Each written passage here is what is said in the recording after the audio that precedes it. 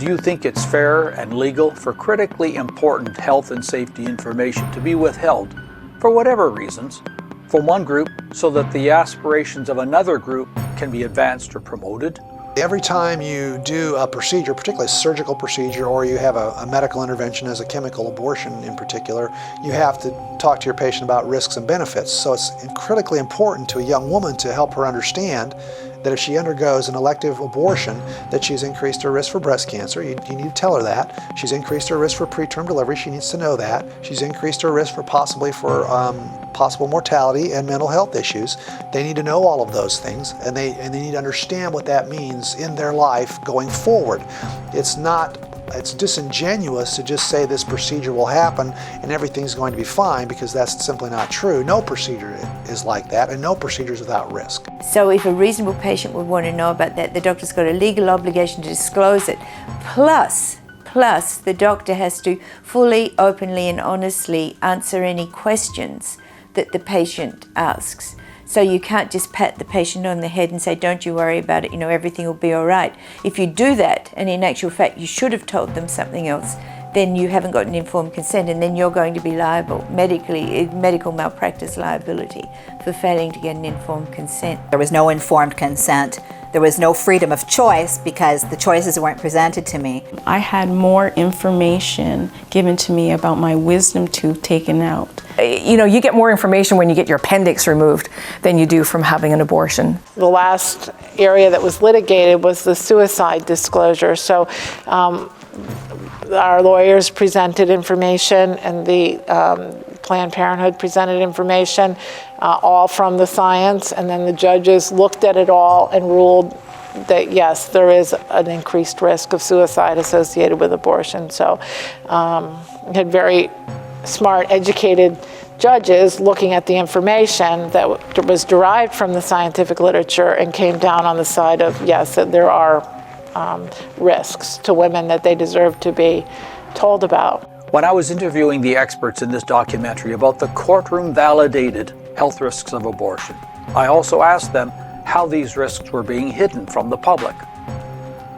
But weaving their answers into this documentary remained a low priority.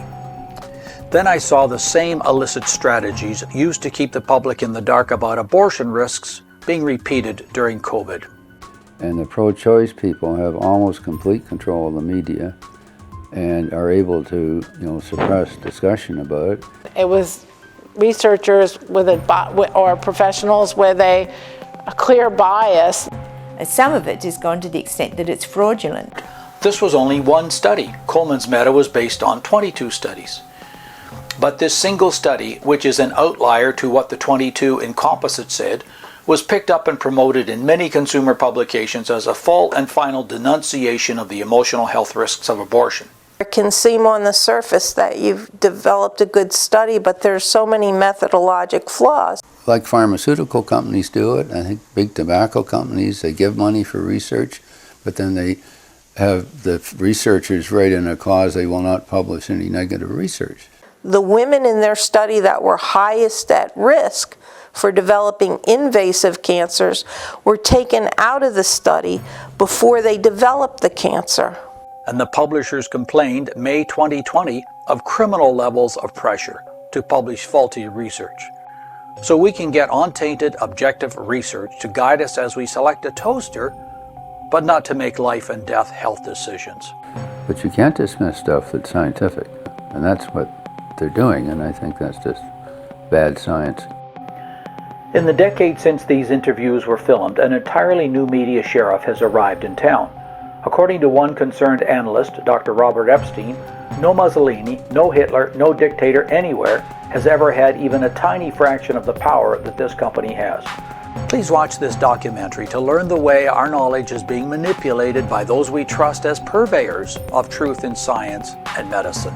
So patients will make appropriate decisions for themselves once they know the risks. So it's all about informed consent.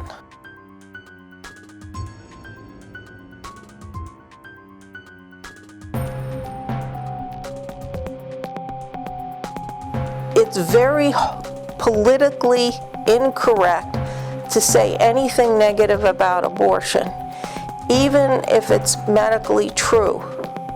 And that creates a lot of injustice to women, because women deserve to know the truth. Women deserve to know how their bodies change during pregnancy and the impact of their choices.